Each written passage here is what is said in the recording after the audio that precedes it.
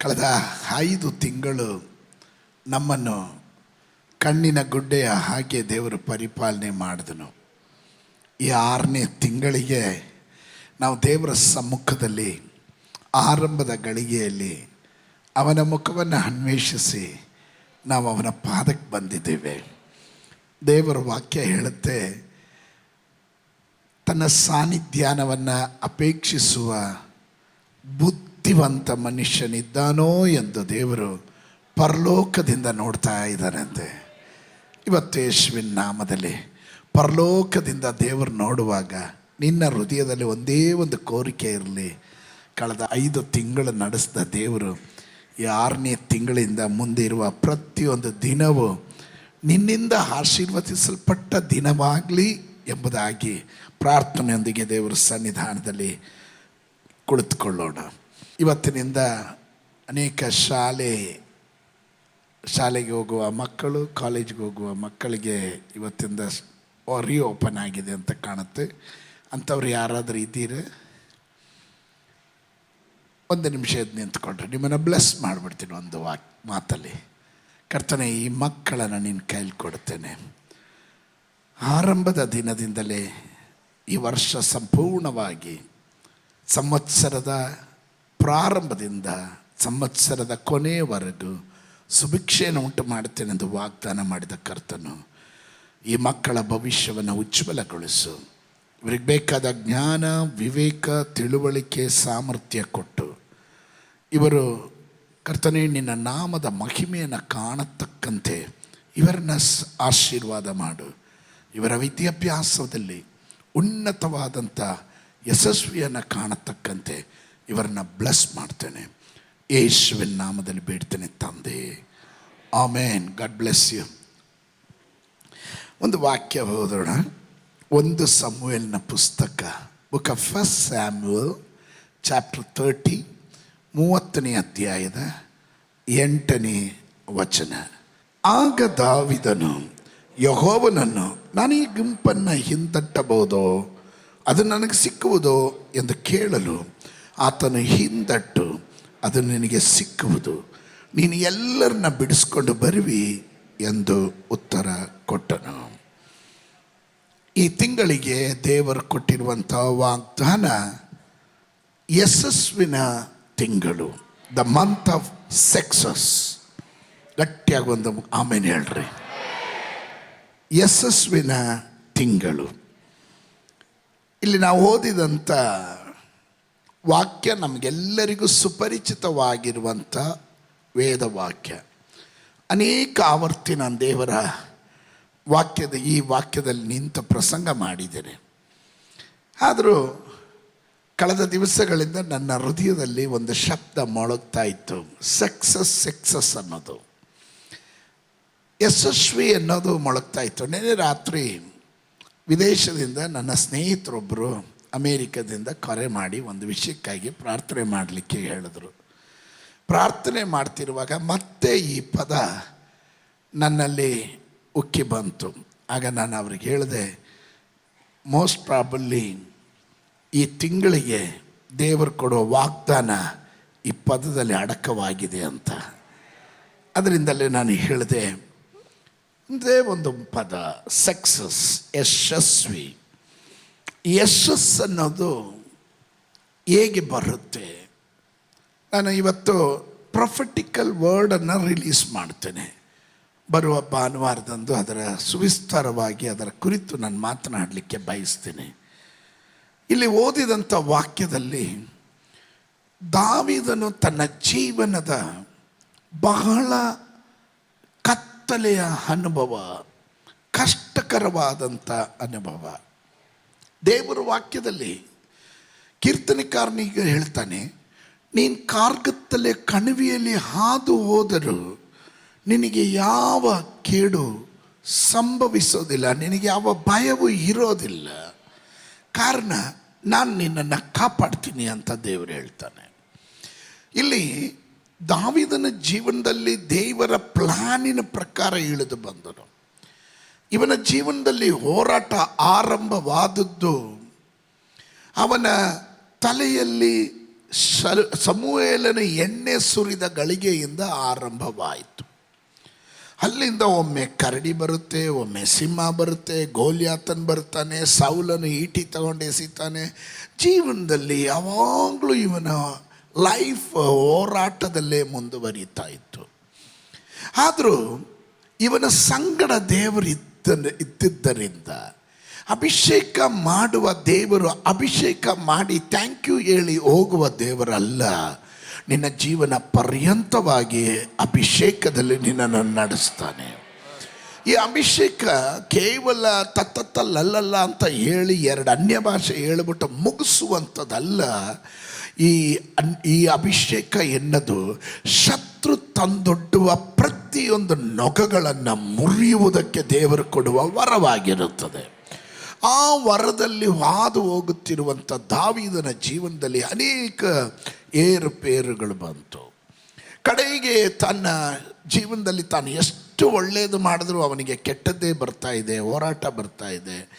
ಬೇಕಾದರೆ ಸೌಲನನ್ನು ಕೊಲ್ಲುವುದಕ್ಕೆ ಅವಕಾಶ ಇತ್ತು. ಆಗಲೂ ಅವನು ಹೇಳ್ದ, ಅಭಿಷಕ್ತನನ್ನು ನಾನು ಹೇಗೆ ಕೊಳ್ಳಲಿಕ್ಕೆ ಸಾಧ್ಯ? ಅಭಿಷಕ್ತನನ್ನು ಮುಟ್ಟಬಾರದು, ಅವನನ್ನು ಟಚ್ ಮಾಡಬಾರ್ದು ಅನ್ನೋದನ್ನು ಬೈಬಲ್ ಹೇಳ್ತದಲ್ಲ, ದೇವರ ಗ್ರಂಥ ಹೇಳುತ್ತೆ, ವೇದವಾಕ್ಯ ಹೇಳುತ್ತೆ. ಅದರಿಂದ ಅವನನ್ನು ಕೊಲ್ಲಕ್ಕೆ ಹೋಗಲಿಲ್ಲ. ಆದರೆ ಸೌಲನು ಇವನನ್ನು ಕೊಲ್ಲುವುದಕ್ಕೆ ವಂಚಾಗ್ತಾನೆ. ಅಲ್ಲಿಂದ ತಪ್ಪಿಸ್ಕೊಂಡು ಆಕೀಶ್ ರಾಜನ ಬಳಿಗೆ ಹೋಗ್ತಾನೆ, ಅಲ್ಲಿ ಆಶ್ರಯ ಪಡಿತಾನೆ. ಅಲ್ಲಿಂದ ಯುದ್ಧ ಬರುವ ಸಮಯದಲ್ಲಿ ಯಹೂದ್ಯರಿಗೆ ವಿರುದ್ಧವಾಗಿ ದಾವೀದನು ಹೋಗೋಕ್ಕೆ ರೆಡಿ ಆಗ್ಬಿಡ್ತಾನೆ. ಅಷ್ಟು ಅವನ ಜೀವನದಲ್ಲಿ ಹೆಂಗಾದರೂ ಒಂದು ಉಳಿಗಾಲ ಇದ್ದರೆ ಸಾಕಪ್ಪ, ಉಳಿದ್ರೆ ಸಾಕು ಅನ್ನೋ ರೀತಿಯಲ್ಲಿ. ಆದರೆ ಜೊತೆಗಿರುವ ಅರಸರುಗಳು ಹೇಳಿದ್ರು, ಇವನು ನಂಬಕ್ಕಾಗಲ್ಲ, ಅವ್ರ ಜೊತೆ ಸೇರಿಕೊಂಡು ನಮಗೆ ವಿರುದ್ಧವಾಗಿ ಏನಾದರೂ ಮಾಡಿಬಿಡ್ತಾನೆ, ಬೇಡ ಅಂತ ಇವನನ್ನು ದೂರ ತಳ್ತಾರೆ. ಆಕೀಶ್ ರಾಜನ್ ಹೇಳ್ತಾನೆ, ನಾನು ನಿನ್ನಲ್ಲಿ ಯಾವ ದೋಷನೂ ಕಾಣಲಿಲ್ಲ, ನಾನು ನಿನ್ನನ್ನು ನೋಡಿದ್ರೆ ದೂತನ ಥರ ಇದೆಯಾ, ನನಗೆ ಗೊತ್ತು ನೀನು ಯಾವ ತಪ್ಪು ಮಾಡಿಲ್ಲ, ನೀನು ಒಳ್ಳೆಯವನು ಅನ್ನೋದು ಗೊತ್ತು. ಆದರೆ ಏನು ಮಾಡ್ತೀಯ, ಉಳಿದವ್ರಿಗೆ ಯಾರಿಗೂ ನಿನ್ನ ಮೇಲೆ ಪ್ರೀತಿ ಇಲ್ಲ, ಅಭಿಪ್ರಾಯ ಇಲ್ಲ, ಅದರಿಂದ ದಯವಿಟ್ಟು ನೀನು ಹೋಗಿ ವಿಶ್ರಾಂತಿ ಪಡೆಯ ಅಂತ 3 ದಿವಸ ಯಾತ್ರೆ ಮಾಡಿ ಅವನು ಚಿಕ್ಲಾಗ್ ಎನ್ನುವಂಥ ಪಟ್ಟಣಕ್ಕೆ ಬರ್ತಾನೆ. ಚಿಕ್ಲಾಗಿನಲ್ಲಿ ತನ್ನ ಪರಿವಾರ ವಾಸ ಮಾಡುವಂಥ ಪಟ್ಟಣ. ಅಲ್ಲಿಗೆ ಇನ್ನೇ ಹೋಗಲಿ ಬಿಡು, ಯುದ್ಧ ಇಲ್ಲಾದರೂ ಹೆಂಡತಿ ಮಕ್ಕಳ ಹತ್ರ ಸಮಾಧಾನವಾಗಿ ಒಂದು ಸ್ವಲ್ಪ ದಿನ ರೆಸ್ಟ್ ತಗೊಳ್ಳೋಣ ಅಂತ ಹೇಳಿ 600 ಜನರ ಸಮೇತವಾಗಿ ದಾವೀದನು ಚಿಕ್ಲಾಗ್ ಪಟ್ಟಣಕ್ಕೆ ಬರುವಾಗ ಆ ಪಟ್ಟಣದನ್ನು ಕಾಣುವಂಥ ಒಂದು ವಾತಾವರಣ, ಪಟ್ಟಣ ಎಲ್ಲ ಸುಟ್ಟಾಕಿದ್ದಾರೆ. ಹೆಂಡತಿ ಮಕ್ಕಳನ್ನೆಲ್ಲ ಶತ್ರುಗಳು ಹಿಡ್ಕೊಂಡು ಹೋಗಿದ್ದಾರೆ. ಅವರು ಜೀವಂತವಾಗಿದ್ದಾರೋ ಸತ್ತೋಗಿದ್ದಾರೋ, ಯಾರು ಬಂದರು ಯಾರು ಹಿಡ್ಕೊಂಡೋದ್ರು ಯಾವ ಸೂಚನೆ ಇಲ್ಲ. ಎಲ್ಲವೂ ಕತ್ತಲೆಯಾಗಿರುವ ಪರಿಸ್ಥಿತಿ ಆಗಿರುವಂಥದ್ದೇ. ಅಲ್ಲೆಲೂಯ್ಯ. ನಾವು ವೇದವಾಕ್ಯ ಓದುವಾಗ ಅಲ್ಲಿ ಕಾಣ್ತೇವೆ, ಅಮಾಲೇಕ್ಯರು ದಂಡೆತ್ತಿ ಬಂದು ಆ ಪಟ್ಟಣ ಚಿಕ್ಲಾಗನ್ನು ಬೆಂಕಿಯಿಂದ ಸುಟ್ಟಾಕ್ಬಿಟ್ಟಿದ್ದಾರೆ, ಹೆಂಡತಿ ಮಕ್ಕಳನ್ನೆಲ್ಲ ಹಿಡ್ಕೊಂಡು ಹೋಗಿದ್ದಾರೆ ಎಂಬುದು ನಮಗೆ ಚೆನ್ನಾಗಿ ಅರ್ಥ ಆಗುತ್ತೆ.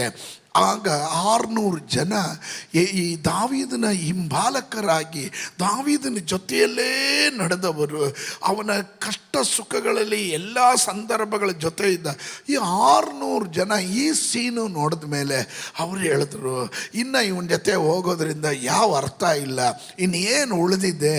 ಅವರು ಸಹ ಕಲ್ ತಗೊಂಡ್ರು, ಇದೆಲ್ಲ ನಿನ್ನಿಂದನೇ ಆಗಿದ್ದು ಅಂತ ಕಲ್ ತಗೊಂಡು ಹೊಡೆಯೋದಕ್ಕೆ ಬರುವ ಪರಿಸ್ಥಿತಿ. ಆ ಸಂದರ್ಭದಲ್ಲೂ ದಾವೀದನು ಅಧೈರ್ಯಗೊಳ್ಳದೆ ಇರುವಾಗ ಅವನ ಜೀವನದಲ್ಲಿ ಅವನು ಯಶಸ್ವಿಗೆ ಕಂಡುಕೊಂಡಂಥ ಒಂದೇ ಒಂದು ಮಾರ್ಗ, ಅವನ ತೋಳು ಬಲದಿಂದಲ್ಲ, ಅವನ ಜ್ಞಾನದಿಂದಲ್ಲ, ಅವನ ಸೈನ್ಯದ ಬಲದಿಂದಲ್ಲ, ಅವನು ಕಂಡುಕೊಂಡಿದ್ದು ಅವನ ದೇವರ ಮುಖವನ್ನು ಪ್ರತಿಕೂಲ ಸಂದರ್ಭದಲ್ಲೂ ಅವನ ದೇವರ ಮುಖವನ್ನು ಅನ್ವೇಷಣೆ ಮಾಡಿದನು. ಇವತ್ತು ಯಾರಾದರೂ ಪ್ರತಿಕೂಲಗಳಲ್ಲಿ ಹಾದು ಹೋಗುತ್ತಾ, ಇಕ್ಕಟ್ಟಾದ ಬೇಕಾದ ಪರಿಸ್ಥಿತಿಯಲ್ಲಿ ಬಂದು ಎಲ್ಲ ಕಾರ್ಗತ್ತಲೆಯಾಗಿರುವ ಅವಸ್ಥೆ, ಮುಂದಕ್ಕೆ ಹೋಗೋದಕ್ಕೆ ದಾರಿ ಗೊತ್ತಿಲ್ಲ ಎನ್ನುವಾಗ ನಿನ್ನ ಜೀವನ ಪರಾಜಯಗೊಂಡಿರುವುದಾದರೆ ಈ ತಿಂಗಳು ನಿನಗೊಂದು ಶುಭ ವರ್ತಮಾನ ಇದೆ. ಪರಿಶುದ್ಧಾತ್ಮನು ಹೇಳ್ತಾ ಇದ್ದಾನೆ, ಈ ತಿಂಗಳು ಇನ್ನು ಸೋಲಲ್ಲ, ನಿನ್ನ ಜೀವನದಲ್ಲಿ ಗೆಲುವಾಗಿರುತ್ತೆ. ನಿನ್ನ ಜೀವನದಲ್ಲಿ ನಿರಾಶೆಯಲ್ಲ, ನಿನಗೊಂದು ನಿರೀಕ್ಷೆ ಹುಟ್ಟುವಂಥದ್ದಾಗಿರುತ್ತೆ. ಇನ್ನು ನೀನು ಅಪಜಯ ಕಾಣೋದಿಲ್ಲ, ನೀನು ಯಶಸ್ವಿಯನ್ನು ಕಾಣುವಂಥನಾಗಿ. ಕಮ್ ಆನ್ ಸಂಬಡಿ, ಯಾರಾದರೂ ನಂಬುವವರು ಇದರ ಒಳಗಡೆ ಇದ್ರೆ ಗಟ್ಟಿಯಾಗೊಂದು ಆಮೇಲೆ ಹೇಳುವಂಥರಾಗ್ರಿ. ಈ ಯಶಸ್ಸು ಅನ್ನೋದು ಬೈಬಲ್ನಲ್ಲಿ ಕೇವಲ ಸಂಪತ್ತನ್ನು ಗಳಿಸೋದು, ಹೆಸರು ಗಳಿಸೋದು, ಬಲ ಹೊಂದೋದು, ಇದೆಲ್ಲ ಸಕ್ಸಸ್ ಅನ್ನೋದು ಅಥವಾ ಯಶಸ್ಸು ಅನ್ನೋದು ನೋಯಿಂಗ್ ಗಾಡ್ಸ್ ವಿಲ್, ದೇವರ ಚಿತ್ತ ಏನು ಎಂದು ಅರ್ಥ ಮಾಡಿಕೊಳ್ಳೋದು ಯಶಸ್ಸಾಗಿರುತ್ತದೆ. ನೋಡ್ರಿ, ಅದು ಹೇಳಿದಾಗ ಸ್ತೋತ್ರ ಹೋಗ್ಬಿಡ್ತು. ಆಮೇಲೆ success is not merely gaining wealth, fame or power. Success is knowing God's will. ದೇವರ ಚಿತ್ತವನ್ನು ಅರಿಯೋದು. Number 2, obeying God's word. ದೇವರ ವಾಕ್ಯವನ್ನು ಅನುಸರಿಸೋದು. 3, accomplish God's ಪರ್ಪಸ್. ದೇವರ ಉದ್ದೇಶ ನಿನ್ನ ಜೀವನದಲ್ಲಿ ನೆರವೇರಿಸೋದು. 4, ಎಂಜಾಯಿಂಗ್ ದ ಗಾಡ್ಸ್ ಬ್ಲೆಸ್ಸಿಂಗ್. ನೀನು ದೇವರು ಕೊಡುವ ಆಶೀರ್ವಾದದಲ್ಲಿ ಆನಂದ ಪಡುವುದೇ ಯಶಸ್ಸಿನ ಹಿಂದಿನ ಡೆಫಿನಿಷನ್. ಆಮೇನ್. ನಾವೇನು ತಿಳ್ಕೊತೀವಿ, ಹಣ, ಹೆಸರು, ಪದವಿ, ಸ್ಥಾನ ಇದು ಬಂದ್ಬಿಟ್ರೆ ನನ್ನ ಜೀವನದಲ್ಲಿ ಯಶಸ್ವಿ ಅದೇ. No way. ಒಂದು ಆತ್ಮಿಕನ ಜೀವನದಲ್ಲಿ ಯಶಸ್ಸು ಅನ್ನೋದು ಆ ಪದ, ಸಕ್ಸಸ್ ಅನ್ನೋ ಪದ, ಅವನು ದೇವರ ಚಿತ್ತವನ್ನು ಅನುಸರಿಸುವುದು, ದೇವರಿಗೆ ವಿಧಿಯನಾಗುವುದು, ದೇವರ ವಾಕ್ಯಕ್ಕೆ ವಿಧಿಯನಾಗುವುದು ಮತ್ತು ದೇವರ ಉದ್ದೇಶವನ್ನು ನೆರವೇರಿಸುವುದು. ಆ ನಂತರ ದೊರಕುವ ದೈವಿಕವಾದ ಆಶೀರ್ವಾದದಲ್ಲಿ ಆನಂದ ಪಡುವವನು, ಅದು ಯಶಸ್ಸಾಗಿರುತ್ತದೆ. ಅದು ನಂಬುವವರು ಮಾತ್ರ. ಆಮೇಲೆ ಹೇಳ್ರಿ, ಈ ತಿಂಗಳು ಕೆಲವರು ದೇವರ ಚಿತ್ತಕ್ಕನುಸಾರವಾಗಿ ನಡೆಯೋದಕ್ಕೆ, ದೇವರ ಉದ್ದೇಶ ಏನು ಎಂದು ದೇವರ ವಚನದ ಮೂಲಕ ಅರ್ಥ ಮಾಡಿಕೊಂಡು ಅದರ ಜೀವನ ಸಾಗಿಸೋದಕ್ಕೆ ಕೆಲವರನ್ನ ದೇವರು ಉಪಯೋಗಿಸಕ್ಕೆ ಹೋಗ್ತಾನೆ. ಈ ತಿಂಗಳು ಅದು ಯಶಸ್ಸಿನ ತಿಂಗಳಾಗಿರ್ತದೆ. ಜೂನ್ ತಿಂಗಳು 2026 ನಿಮ್ಮ ಜೀವನದಲ್ಲಿ ಇದುವರೆಗೂ ಕಾಣದೇ ಇರುವ ಯಶಸ್ಸು ನೀವು ಕಾಣುತ್ತೀರಾ ಎಂದು ಅಭಿಷಕ್ತನಾಗಿರುವ ನಾನು ದೇವರ ಅಭಿಷೇಕದ ಸ್ಥಾನದಲ್ಲಿ ನಿಂತುಕೊಂಡು ನಾನು ಪ್ರವದಿಸ್ತಾ ಇದ್ದೇನೆ. No more failures. ಇನ್ನು ಸೋಲಿಲ್ಲ, ಇನ್ನು ಪರಾಜಯ ಇಲ್ಲ. ನಿನ್ನ ಜೀವನದಲ್ಲಿ ಯಶಸ್ಸು ಕಾಣ್ತೀಯ, ನಿನ್ನ ಕುಟುಂಬದಲ್ಲಿ ಯಶಸ್ಸು ಕಾಣ್ತೀಯ, ನಿನ್ನ ಬಿಸ್ನೆಸ್ ಅಲ್ಲಿ ಯಶಸ್ಸು ಕಾಣ್ತೀಯ, ಸೇವೆಯಲ್ಲಿ ಯಶಸ್ಸು ಕಾಣ್ತೀಯ. Come on.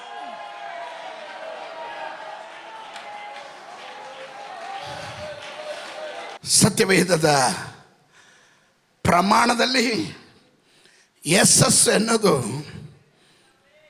biblical success measured by faithfulness to God rather than worldly achievements.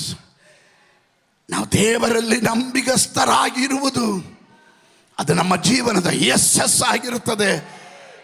ಲೋಕದ ಏನೇನೋ ಸಾಧಿಸ್ಬಿಟ್ಟಿ ಅಂತ ಹೇಳೋದಲ್ಲ ಯಶಸ್ಸು. ನನ್ನ ದೇವರ ಸಮ್ಮುಖದಲ್ಲಿ ನನ್ನ ಕೈಗೆ ದೇವರು ಒಪ್ಪಿಸಿದ ಸೇವೆ ಆಗಬಹುದು, ವಾಗ್ದಾನವಾಗಬಹುದು, ಎಂಥದೇ ಆಗಿರಲಿ, ಅದರಲ್ಲಿ ನಾನು ನಂಬಿಗಸ್ತನಾಗಿದ್ದೀನಿ ಅಂದರೆ ನೀನು ಯಶಸ್ವಿಯನ್ನು ಕಂಡ ವ್ಯಕ್ತಿ ಆಗಿರುತ್ತೀಯ. ಅಂಥವ್ರು ಮಾತ್ರ ಗಟ್ಟಿಯಾಗಿ ಆಮೇಲೆ ಹೇಳುವಂಥರಾಗಿರಿ. ಸಕ್ಸಸ್ ಅನ್ನುವಂಥ ಪದದ ಇಬ್ರು ಪದ ಸ್ವಕಾಲ್. ಅದರ ಅರ್ಥ to succeed because of God's favour and guidance. ನೀನು ಯಶಸ್ಸು ಆಗೋದಕ್ಕೆ ಕಾರಣ ದೇವರ ದಯೆ ಮತ್ತು ಅವನ ನಿರ್ದೇಶನ. ಆಮೇಲೆ ಏನಕ್ಕೆ ನಿರ್ದೇಶನ ಕೊಡೋದು? ನೀನು ಹೀಗೆ ಹೋಗು, ಇಲ್ಲಿಗೆ ಹೋಗು, ಇದನ್ನು ಮಾಡು, ಹಾಗೆ ಮಾಡಿ, ಹೀಗೆ ಮಾಡಿ ಗೈಡೆನ್ಸ್ ಕೊಡ್ತಾರಲ್ಲ, ಅದೇ ಈ ಸಕ್ಸಸ್ಸಿನ ಅರ್ಥ. Praise God.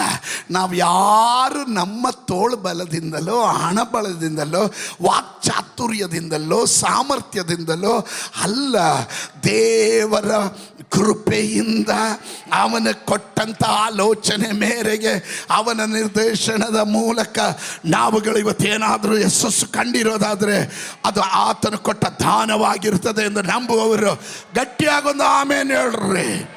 ಹಲ್ಲೆಲೂಯಾ. ಕೆಲವರು ನನ್ನ ಮುಂದಿನ ದಿನಗಳನ್ನು ನಾನು ಹೇಳ್ತೀನಿ, ಡೇಂಜರಸ್ ಅದು. ಕೆಲವರು ಯಶಸ್ಸು ಸಿಕ್ಕಿದಾಗ ಹಣ ಸ್ವಲ್ಪ ಬಂದರೆ ಸಾಕು, ಸ್ಥಾನ ಬಂದರೆ ಸಾಕು, ಸ್ವಲ್ಪ ಹೆಸರು ಬಂದ್ಬಿಟ್ರೆ ಸಾಕು, ಅವರ ಒಳಗಡೆ ಹರಿಯದೇ ಇರುವ ಅಹಂಕಾರ ಬಂದ್ಬಿಡುತ್ತೆ. That is a dangerous. The spiritual pride ಬರುತ್ತೆ.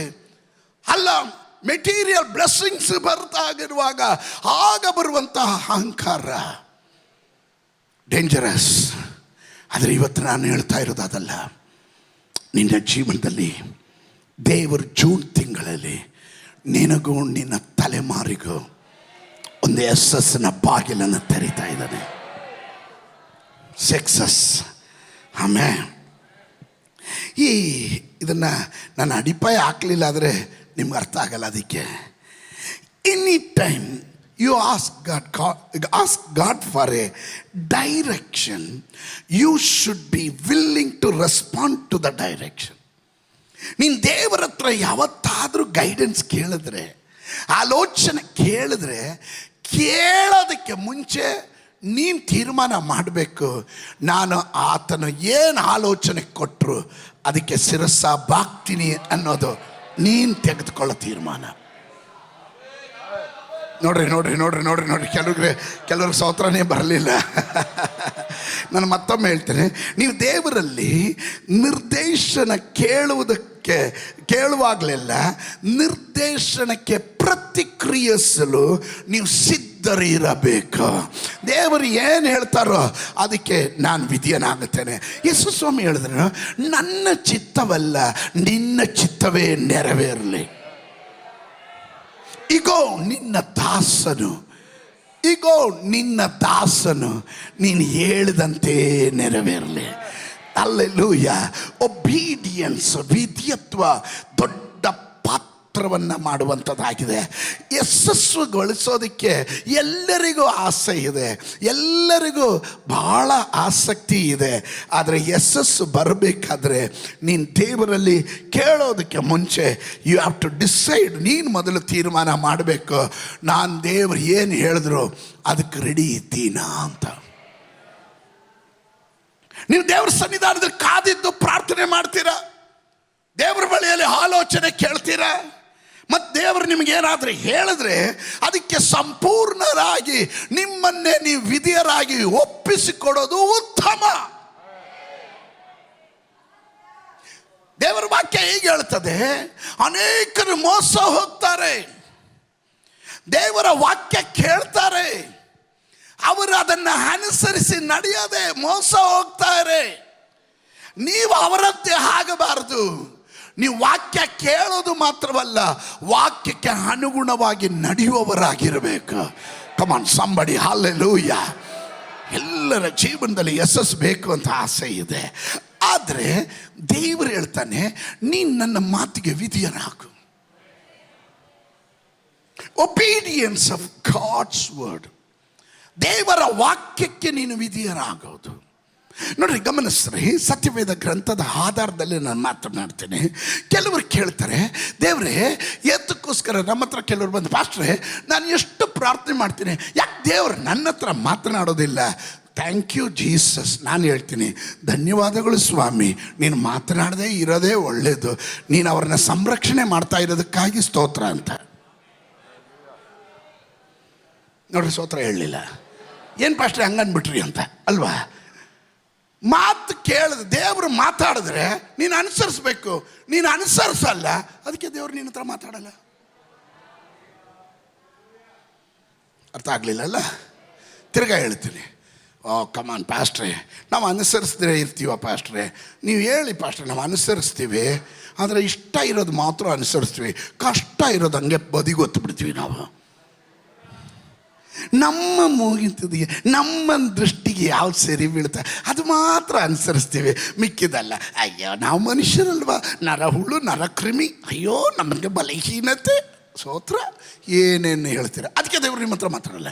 ದೇವರು ಮಾತನಾಡಿದ್ರೆ ನೋಡ್ರಿ, ಗಮನಿಸ್ರಿ, ನೀವು ನನ್ನ ಜೊತೆ ಇದ್ದೀರಾ, ಪಕ್ಕದಲ್ಲಿ ಇರೋ ಕೈ ಕೊಟ್ಟು ಮುಖ ನೋಡಿ ಹೇಳ್ರಿ, ನಂಗೆ ತಕ್ಕತ್ಕೊಡ್ರಿ ಅಂತ. ಅದಕ್ಕೆ ಗಂಟು ಹಾಕೊಂಡು ಕೂತಿರೋದು. ಸೋತ್ರ ದೇವರ ಸಮ್ಮುಖದಲ್ಲಿ ಪರಿಪೂರ್ಣ ಸಂತೋಷ ಇದೆ ಅಂತೆ, ಮುಖದಲ್ಲಿ ಒಂಚೂರು ಕಾಣ್ತಾ ಇಲ್ಲ. ಸೋತ್ರ ಆಮೇಲೆ ಪರಿಪೂರ್ಣ ಸಂತೋಷ. ಇಲ್ಲಿ ನೋಡ್ರಿ, ಗಮನಿಸ್ರಿ, ಈಗ ದೇವರು ಏನಾದರೂ ನಮಗೆ ಒಂದು ಆಲೋಚನೆ ಕೊಟ್ಟರೆ ನಾವು ಅನುಸರಿಸೋದಕ್ಕೆ ರೆಡಿ ಆಗಿರಬೇಕು. ಆಮೇಲೆ ಒಂದು ಸಾರಿ ದೇವರು ನಿಮ್ಮೊಟ್ಟಿಗೆ ಮಾತನಾಡಿದ್ರೆ, ಯಾವುದೇ ಸಂದರ್ಭ ಸನ್ನಿವೇಶ ಎಷ್ಟೇ ಇಕ್ಕಟ್ಟಾದರೂ ಎಷ್ಟೇ ಪ್ರಯಾಸ ಆದರೂ ನೀವು ಅದಕ್ಕೆ ವಿಧಿಯರಾಗಬೇಕು. ಅಂಥವರ ಬಳಿಯಲ್ಲಿ ದೇವರು ಮಾತಾಡ್ತಾನೆ, ಅಂಥವರ ಬಳಿಯಲ್ಲಿ ದೇವರು ಮಾತಾಡ್ತಾನೆ. ನ್ಯಾಚುರಲ್ ಮೈಂಡ್ ಹೇಳುತ್ತೆ, it is highly impossible, how can, ಯಾವ ರೀತಿಯಲ್ಲಿ ಇದು. ಸ್ವಾಭಾವಿಕವಾಗಿ ನೋಡುವಾಗ, ಪರಿಸ್ಥಿತಿ ನೋಡುವಾಗ, ಅವತ್ತಿನ ಅವಸ್ಥೆ ನೋಡಿದಾಗ, ಓ ಇದು ದೇವರೆಲ್ಲ ಮಾತಾಡಿದ, ಬೇರೆ ಯಾರೋ ಇರಬೇಕು. ಸಮೂಹಲ್ ಬಾಲಕನು ದೇವಾಲಯದಲ್ಲೇ ಇದ್ದ, ದೇವರು ಕರೆದ್ರು, ಸಮೂಹಲ್ನೇ. ಇವನು ಕೇಳಿರೋ ಶಬ್ದ ಯಾರ್ದು? ಏಲಿ ಯಾಜಕಂದು. ಅವನು ಓಡೋದ ಏಲಿ ಯಾಜಕನ ಹತ್ರ, ಸ್ವಾಮಿ ಕರೆದ್ರ? ನಾನು ಕರೀಲಿಲ್ಲ, ಹೋಗಿ ಮಲ್ಕಳಯ್ಯ. ತಿರ್ಗಾ ಒಂದು ಸ್ವಲ್ಪ ಸಮೂಹಲ್ನೇ ತಿರ್ಗಾ ಹೋದ, ಸ್ವಾಮಿ ಕರೆದ್ರ? ಇಲ್ಲ ಕಣಯ್ಯ, ನಿದ್ದೆ ಮಾಡಕ್ಕೆ ಬಿಡೋ, ಯಾಕೋ ತೊಂದರೆ ಕೊಡ್ತೀಯ, ಹೋಗೋ, ನಾನು ಕರೆದಿಲ್ಲ. ಮೂರನೇ ಸರಿ ಹೋದ, ಅವನು ಎಲ್ಲಿ ಯಾಚಕನಿಗೆ ಅರ್ಥ ಆಯಿತು, ಓ ಮುಂಚೆ ನನ್ನನ್ನು ಕರೆದು ಮಾತನಾಡ್ತಿದ್ದ ಅದೇ ದೇವರ ಶಬ್ದ, ದೈವೋಕ್ತಿ ನಿಂತೋಗಿದ್ದು ಈಗ ದೇವರು ಪುನರಾರಂಭಿಸ್ತಾ ಇದ್ದಾನೆ. ಹಲೋ ಪುನರಾರಂಭಿಸ್ತಾ ಇದ್ದಾನೆ. ಅದಕ್ಕೆ ಅವನಿಗೆ ಹೇಳ್ಕೊಟ್ರೆ ದೇವರು ಎಲ್ಲಿ ಯಾಜಕನು ಹೇಳಿದನು, ನೆಕ್ಸ್ಟ್ ಟೈಮ್ ಆ ಶಬ್ದ ಕೇಳಿದ್ರೆ, ಈಗೋ ನಿನ್ನ ಸೇವಕನು, ನೀನು ಮಾತನಾಡು, ನಾನು ಕಮಾ ಹಲೋ ನೀನು ಮಾತನಾಡು, ನಾನು ಕೇಳ್ತೇನೆ. ಕೇಳುವ ಹೃದಯ ನಿಮ್ಮಲ್ಲಿ ಬರಬೇಕು. ಅವನ ಬಾಲಕನಾಗಿದ್ದ, ಈ was no experience about God. ಅವನಿಗೆ you don't know the experience of God. ದೇವರ ಸಂಪರ್ಕ ಇಲ್ಲ. ಚಿಕ್ಕ ಹುಡುಗ, ದೇವಾಲಯದಲ್ಲಿ ದೀಪ ಉರಿಸೋದಕ್ಕೆ ಅಮ್ಮ ತಂದು ಬಿಟ್ಟೋಗಿರುವಂಥ ಪ್ರಾಯದಲ್ಲಿ ಅವನಿಗೆ ಏನು ಅರ್ಥ ಆಗುತ್ತೆ. ಆ ಸಮಯದಲ್ಲಿ ಏಲಿ ಯಾಜಕನು ಹೇಳಿದನು, ನೆಕ್ಸ್ಟ್ ಟೈಮ್ ಶಬ್ದ ಕೇಳಿದ್ರೆ, ಈಗೋ ನಿನ್ನ ದಾಸನು, ನಿನ್ನ ಸೇವಕನು, ನಿನ್ನ ಶಬ್ದಕ್ಕಾಗಿ ನಾನು ಕಿವಿಗೊಡುತ್ತೇನೆ, ನೀನು ಮಾತನಾಡು, ನಾನು ಕೇಳ್ತೇನೆ. ಎಷ್ಟು ಜನ ಹೇಳ್ತೀರಾ, ನಿನ್ನ ಯಶಸ್ಸು ಹಣದಲ್ಲಲ್ಲ, ನಿನ್ನ ಯಶಸ್ಸು ಸ್ಥಾನದಲ್ಲಲ್ಲ, ನಿನ್ನ ಯಶಸ್ಸು ಪದವಿಯಲ್ಲ, ನಿನ್ನ ಯಶಸ್ಸು ಮನೆತನದಲ್ಲ, ನಿನ್ನ ಯಶಸ್ಸು ನಿನ್ನ ವಿದ್ಯಾಭ್ಯಾಸದಲ್ಲ, ನಿನ್ನ ಯಶಸ್ಸು ನಿನಗೆ ಎಷ್ಟು ಆಸ್ತಿ ಇದೆ, ಸಂಪತ್ತಿದೆ ಅನ್ನೋದಲ್ಲ. ನಿನ್ನ ಯಶಸ್ಸು ದೇವರ ಸಮ್ಮುಖದಲ್ಲಿ, ಈಗೋ ನಿನ್ನ ಸೇವಕನು, ನೀನು ಮಾತನಾಡು, ನಾನು ಕೇಳ್ತೀನಿ ಅಂದಾಗ ನಿನಗಾಗಿ ಮಾತನಾಡ್ತಾನಲ್ಲ, ಅದು ಯಶಸ್ಸು. ಆಗ ದಾವೀದನು, ಯೆಹೋವನನ್ನು ನಾನು ಗುಂಪನ್ನು ಹಿಂದಟ್ಟಬಹುದೋ, ಅದು ನನಗೆ ಸಿಕ್ಕುವುದೋ. ಆಮೇನ್. ಎರಡು ಪ್ರಶ್ನೆಗೆ ನನ್ನ ದೇವರು 3 ಉತ್ತರ ಕೊಡ್ತಾ ಇದ್ದಾನೆ. ನಿಮ್ಗೆ ಅರ್ಥ ಆಗಲಿಲ್ಲ ಅಲ್ಲ? ನೀನು ಬೇಡುವುದಕ್ಕಿಂತ, ಯೋಚಿಸೋದಕ್ಕಿಂತ ಅತ್ಯಧಿಕವಾದದ್ದನ್ನು ಮಾಡುವವನು ನನ್ನ ಕರ್ತನ. ನೀನು ಕೇಳೋದಕ್ಕಿಂತ ಅಧಿಕ ಉತ್ತರ ದೇವರು ನಿನಗೆ ಕೊಡಲಿಕ್ಕೆ ಹೋಗ್ತಾನೆ. Come on somebody. ಅವನು ಕೇಳ್ತಾ ಇದ್ದಾನೆ, ಅಲ್ಲೂ ದಾವೀದನು ಯೆಹೋವನನ್ನು ಕೇಳ್ತಾನೆ, ನಾನು ಈ ಗುಂಪನ್ನು ಹಿಂದಟ್ಟಬಹುದೋ, ಅದು ನನಗೆ ಸಿಕ್ಕುವುದೋ ಎಂದು ಕೇಳಲು ಆತನು ನಂಬರ್ 1 ಹಿಂದಟ್ಟು. ಹಲ್ಲೆಲೂಯಾ, ಹಲ್ಲೆಲೂಯಾ. ಪರ್ಸ್ಯೂ, ಹಿಂದಟ್ಟು. 2, ಅದು ನಿನಗೆ ಸಿಕ್ಕುವುದು. ಓವರ್ಟೇಕ್. 3, ನೀನು ಎಲ್ಲವನ್ನ ಬಿಡಿಸ್ಕೊಂಡು ಬರುವಿ ಎಂದು ಉತ್ತರ ಕೊಟ್ಟನು.